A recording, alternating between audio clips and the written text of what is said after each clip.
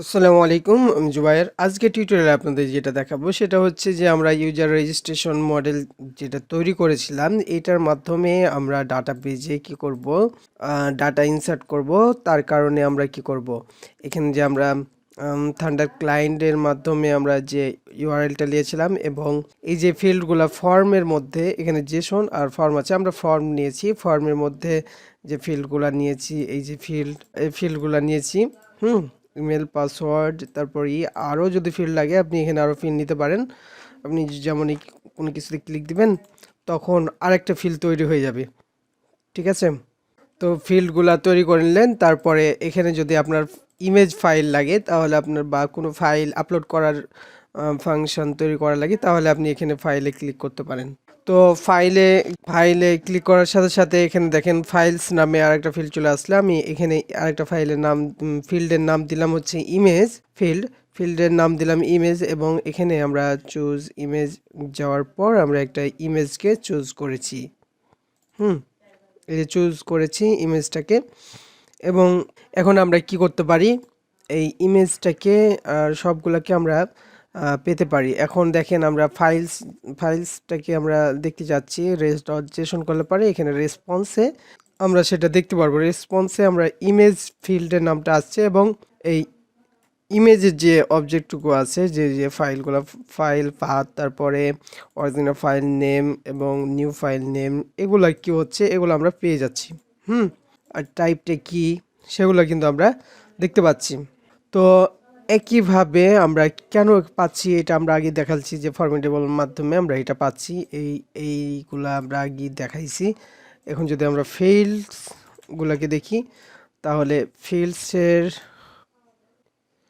ফিল্ডসে যদি যাই তো ফিল্ডসের মধ্যে আমরা ইরোড দেখতে পাচ্ছিলাম, কিসের জন্য জানি না, তবে আবার ঠিক মতন কাজ করছে। এই যে ফিল্ডসের মধ্যে এই তিনটা ফিল্ডস আছে, তিনটা ফিল্ডস আমরা কি দেখতে পাচ্ছি, তিনটা ফিল্ডস দেখতে পাচ্ছি, ঠিক আছে?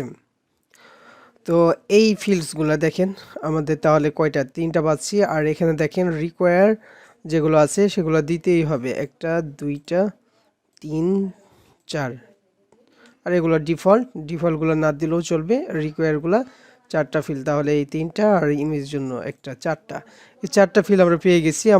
এবং আমরা এখন যেটা কাজ করতে পারি, কনজোলের মাধ্যমে আমরা এটা দেখার চেষ্টা করেছিলাম, তো দরকার নাই, আমরা এটা কমেন্ট করে দিলাম। এখন ইফের মাধ্যমে ইফ এলস যেটা আছে সেটার কন্ডিশনের মাধ্যমে আমরা এখানে ইরর যদি থাকে তাহলে আপনার এখানে কি রেসপন্স ডট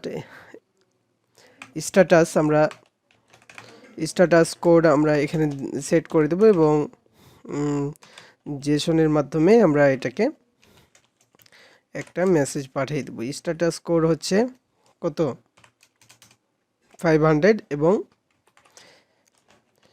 ইরর মেসেজ আমরা যেটা দিতে পারি সেটা হচ্ছে ইরর যেটা আছে ডট মেসেজ যেটা আছে সেটা লিখে দিলাম। ইরর মেসেজ যেটা সেটা দিয়ে দিলাম। বা আমরা এখানে ইরর মেসেজের ক্ষেত্রে আমরা এখানে যেটা দিতে পারি সেটা হচ্ছে এখানে ইন্টারনাল সার্ভার ইরর দিতে পারি, ঠিক আছে? ইররটুকু দেখার দরকার নেই, এখানে আমরা ইন্টারনাল সার্ভার ইরর আমরা দিয়ে দিলাম, ঠিক আছে? আর যদি ইরর না থাকে তাহলে কি হবে, কাজগুলো হবে। ইরর থাকলে পরে কি হবে, এটা দেখাবে।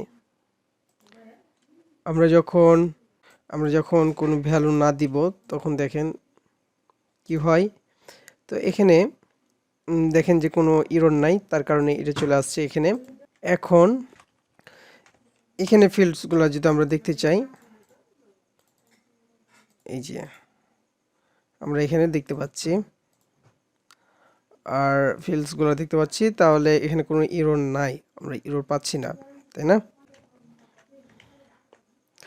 তো ইরর নাই, ইরর থাকলে এখানে চলে আসবে, এটা হচ্ছে মূল কথা। এখন এই ফিল্ডসগুলোর মধ্য থেকে আমাদের যে কাজটা করা লাগবে সেটা হচ্ছে ডাটাগুলোকে বের করে নিতে হবে। ডাটাগুলোকে বের করে নিতে হবে। তো এই ফিল্ডসগুলোর মধ্যে থেকে কীভাবে বের করব, এটা আমরা অবজেক্ট ডিস্ট্রাকচারিং করে নেব। নেম, তারপর হচ্ছে কি ইমেল, পাসওয়ার্ড, এই ফিল্ড থেকে আমরা বের করে নিলাম। এবং এখন যদি এখানে আমরা টেস্ট করি যে আসলে ঠিক মতন কাজ করছে কিনা, মানে আমরা ইমেল যদি নিই তাহলে কি হবে, এর মধ্যে থেকে শুধু আমরা ইমেলটা পাবো, নেমটা নিয়েছি নেম পাবো শুধু, ঠিক আছে। তারপর ইমেল যদি আমরা টেস্ট করে দেখি, এই যে আমরা ইমেলটা পেয়ে গেছি। তো এখানে আমরা যেটা ব্যবহার করতে পারি, এটা অ্যাসিঙ্ক যেটা আছে অ্যাসিঙ্ক, আমরা অ্যাসিঙ্কটা ব্যবহার করি। কানেকশন রিফিউজ দেখাচ্ছে বারবার, তো এটা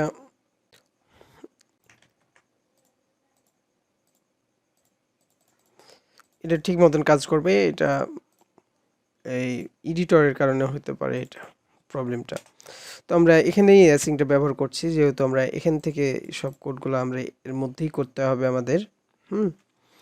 তো এই ফিল্ডসের মধ্যে গেলাম, যাওয়ার পর এটা করলাম, মানে ঠিক মতন কাজ করছে, আমরা এটা টেস্ট করলাম।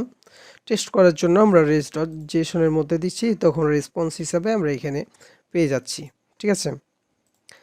এখন আমরাকে যেটা করতে হবে, এখানে অ্যাসিঙ্ক ব্যবহার করেছি, আমরা যখন একটা ডাটা ক্রিয়েট করব তখন আমরা কি করতে হবে, অ্যাওয়েট ব্যবহার করতে হয়, আমরা এটা জানি। এই যে এইখানে আমাদের মঙ্গুজের টিউটোরিয়ালগুলোতে আমরা দেখাইছি যে এখানে দেখেন এই মডেলটার নাম দেওয়ার পর ক্রিয়েট ব্যবহার করার পর এটা হচ্ছে অবজেক্ট বলতে ক্রিয়েটের জন্য যে ডাটাগুলো লাগবে সেটা দিবেন, তারপরে কলব্যাক ফাংশন হিসাবে বলতে এটা আরেকটা ফাংশন পেয়ে যাব, ঠিক আছে। তো এইভাবে করে কাজ করবে। তো এখানে অ্যাওয়েট ব্যবহার করব, অ্যাওয়েট আর ইউজার রেজিস্ট্রেশন যে মডেলটা আছে আমরা এটাকে উপরে ইনপুট করে নিলাম। এখানে যদি আপনার এই যে এই স্কিমার নামটা যদি আপনি এখানে লেখেন তাহলে কি হবে, সেই নেম অনুযায়ী এখানে মডেলটা তৈরি হয়ে যাবে, ঠিক আছে। মানে এই নাম হিসাবে এটা এক্সপোর্ট করেছি, তো এখানে যে নামটা দিব সে নাম হিসাবে ওটা এক্সপোর্ট হয়ে যাবে। তাহলে আমরা এই মডেলটা নিলাম, আপনি যে কোনো নাম নিতে পারবেন। এখানে আমি এটাকে বা এই যে নেম যেটা আছে মানে ফাইলটার নাম যেটা সে অনুযায়ী চলে আসবে। তো আমরা এখানে ইউজার রেজিস্ট্রেশন এটাকে আমি চেঞ্জ করে নিতে পারবো,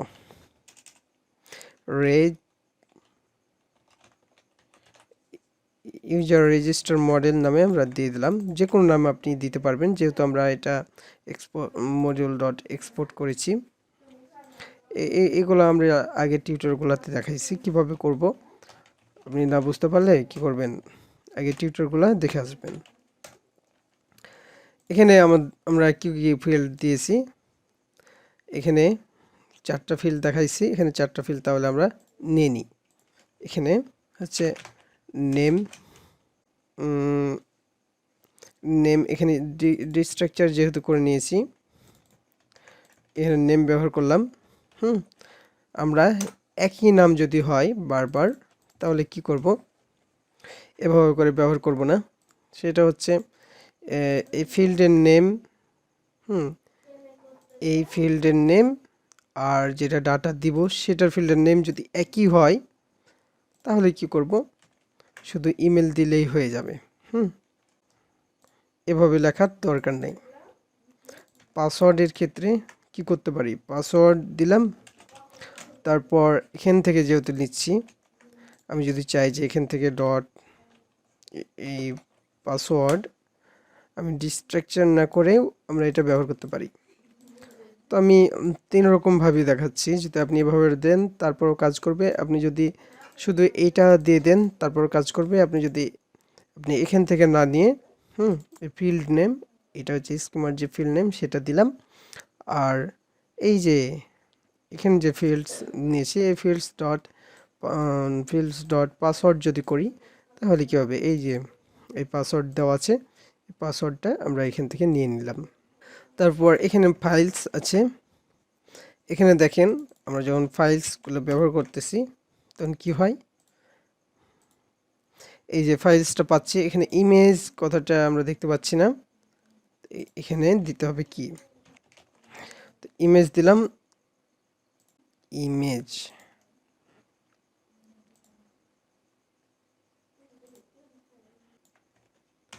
তো আমরা এটাকে কমেন্ট করে দিলাম এবং ইমেজের জন্য আমরা যদি দিই, দেখেন যে এখন কিন্তু ইমেজটা চলে আসছে, ইমেজ তারপর হচ্ছে অরিজিনাল ফাইল। ইমেজের মধ্যে যাওয়ার পর একটা অবজেক্ট আছে, অবজেক্টের মধ্যে অরিজিনাল ফাইল যেটা আছে সেটা নিতে হবে।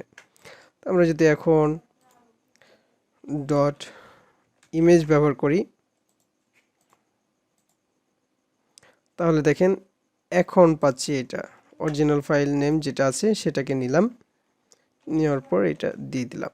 তো এখানে দেখেন আমরা কিন্তু এখন কোনো এরর পাচ্ছি না, এখানে ভ্যালিডেশন বা কোনো কিছু চেক করছিল হয়তো, এই কারণে এটা দেখাচ্ছিল। তাহলে কি পাচ্ছি, আমরা ইমেজটা পেয়ে যাচ্ছি, ইমেজের নেমটা, ঠিক আছে। তাহলে এইটুকু অংশ যদি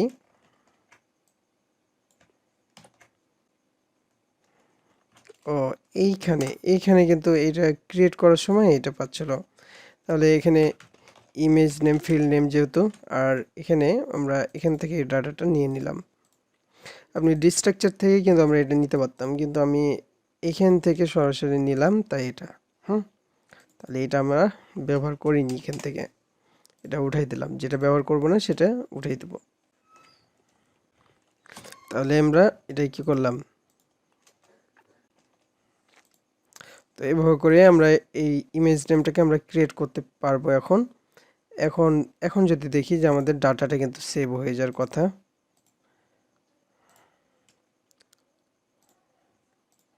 আমরা কোনো কিছু করলেই দেখা যাচ্ছে যে ডাটাটা সেভ হয়ে যাবে। তো এখানে অ্যাসিং ব্যবহার করেছি, এখানে ক্রিয়েট ইমেল। আমরা এখন কি করব, এখন যদি এখন সেন্ড বাটনে ক্লিক দিই তাহলে কি হবে, ডাটা ইনসার্ট হয়ে যাবে। এই যে ডাটা ইনসার্ট হয়ে গেছে, এই যে ইমেলটা চলে আসছে, সকল ইনফরমেশনগুলো এখানে চলে আসছে। তো এখন পর্যন্ত আমরা যেটা করলাম সেটা হচ্ছে আমরা ডাটাবেজে একটা ডাটা ইনসার্ট করতে পেরেছি। তো এখানে আমরা আরেকটা কলব্যাক ফাংশন পাওয়া যাবে, সেটা হচ্ছে কি, আর এর মধ্যে প্রথমে পাওয়া যাবে হচ্ছে ইরর, তারপর হচ্ছে রেজাল্ট,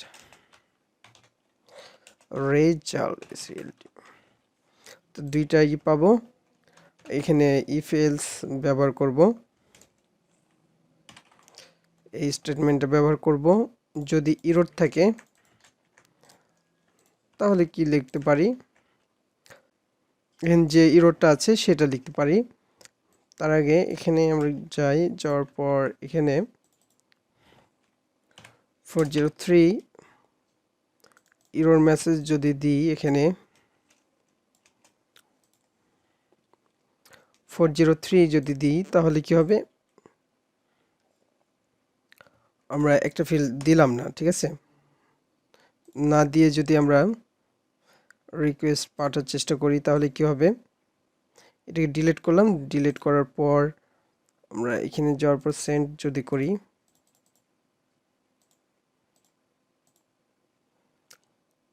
এখানে আমরা আগে দিতে হবে ইরর মেসেজটাকে প্রিন্ট করে দিতে হবে।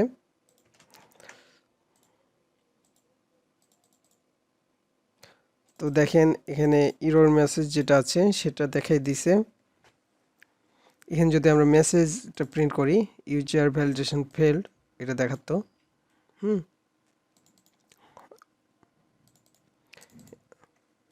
এই এই মেসেজগুলা প্রিন্ট করে দিত। তো পুরা মেসেজটুকু, পুরা ইমেলের ইটুকু আমরা পেয়ে গেছি। আমরা এখান থেকে কিন্তু এর ভ্যালিডেশনটা আমরা চেক করব না, ঠিক আছে, এখান থেকে আমরা ভ্যালিডেশনগুলা চেক করব না।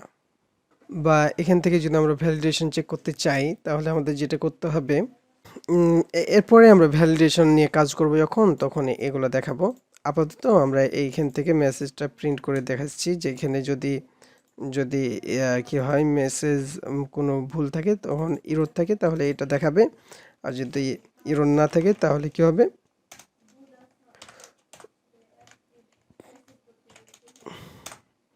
তাহলে রেজাল্টটা আমরা এখানে প্রিন্ট করে মানে পাঠিয়ে দেব, রেজাল্টটা পাঠিয়ে দেব এখানে। রেজাল্ট মেসেজ বা সাকসেস মেসেজ আমরা এখানে পাঠিয়ে দিছি। এখানে 201 দিব, তাহলে এটা কি হবে, ক্রিয়েট হয়ে যাবে, সেটা দেখাবে। তো এখানে যাওয়ার পর আমরা যখন সেন্ডে ক্লিক দিব, দেখেন সাকসেস মেসেজ দেখাচ্ছে এবং কি ক্রিয়েট হয়ে গেছে সেটা দেখাচ্ছে। সাকসেস মেসেজের মধ্যে আমরা যদি এখানে লিখি, সাকসেস মেসেজের মধ্যে ইউজার ক্রিয়েটেড সাকসেসফুলি,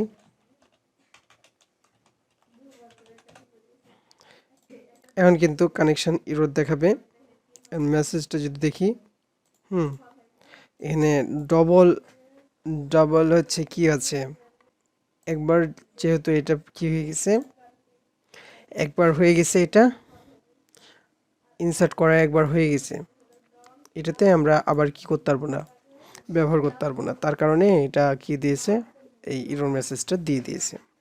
তো আশা করি এটা বুঝতে পারছেন। তো কি করি, আজকে টিউটোরিয়াল আমরা এখানেই শেষ করি। আল্লাহ হাফিজ।